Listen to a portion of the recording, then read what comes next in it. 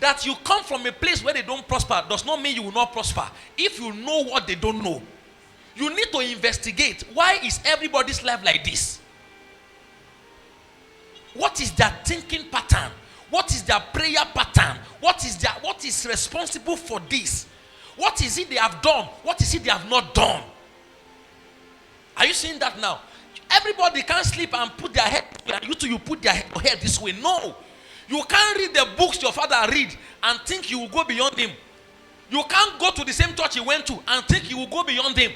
And this is a tragedy of many young people. We don't like the way our parents' life look like. And we are still saying, we are from, I don't want to mention denomination now, but you are still fighting over denomination and say, I'm from this place, and Nadia go there. Yeah. And God has even given you a young man, a young woman, that is, God has taken her out of Egypt. Are you seeing that now? And the young woman is telling you and said, if we are married, he said, no. I am a bona fide member. Bread and wine. Mention that church. I'm a bona fide member of that denomination. That's where my father and mother attend. That is where we attend. We are talking about the issue of destiny. You are talking about the issue of denomination. You are the one who said you want to go farther than them. Now you want to also repeat their patterns. You don't know that information can put men on motion. You want to keep listening to the same thing they listen to. Haya. You want to be under the same anointing that they remain. It's all right if your father's denomination or church, if he has the anointing of generational, transgenerational impact. But it is not every church that have transgenerational influence, transgenerational anointing and impact. Not every man of God, not every church.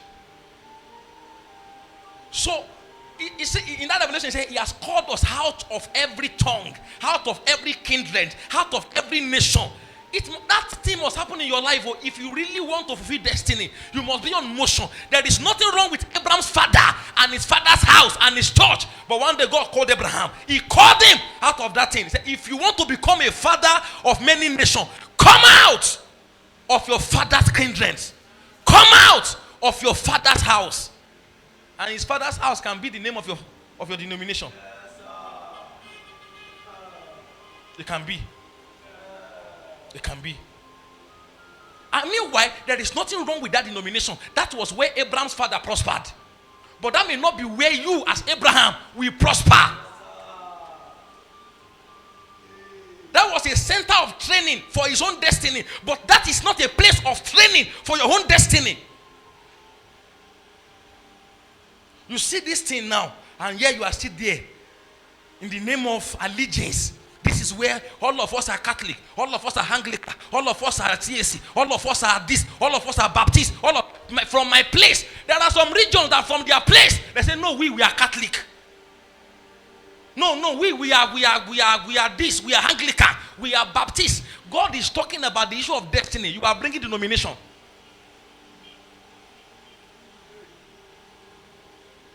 You are bringing denomination.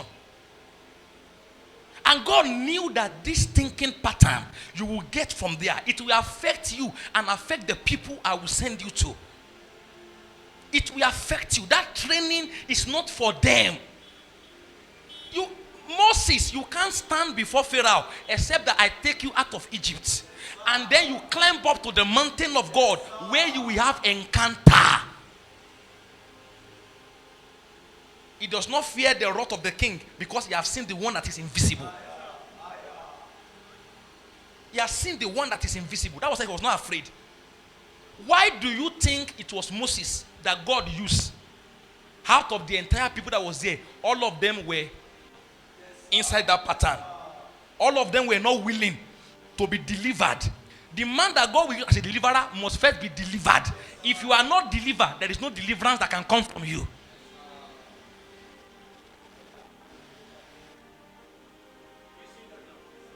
Are you seeing that now? It took God a long time to separate him from his father's house, to separate him from his people, from his kindred. See, let me tell you something. If you are believing God to give you a generation, then you must be willing to lose a people. This idea, I want to keep my people, I want to keep, of course, you will lose them at a point. You may have them back again. Moses lost all the people in Egypt at a point. He lost his friends, he lost everybody, he lost neighbors at a point. He came back again to have them back. But that you don't want to lose people, you are not willing to stand before a new people.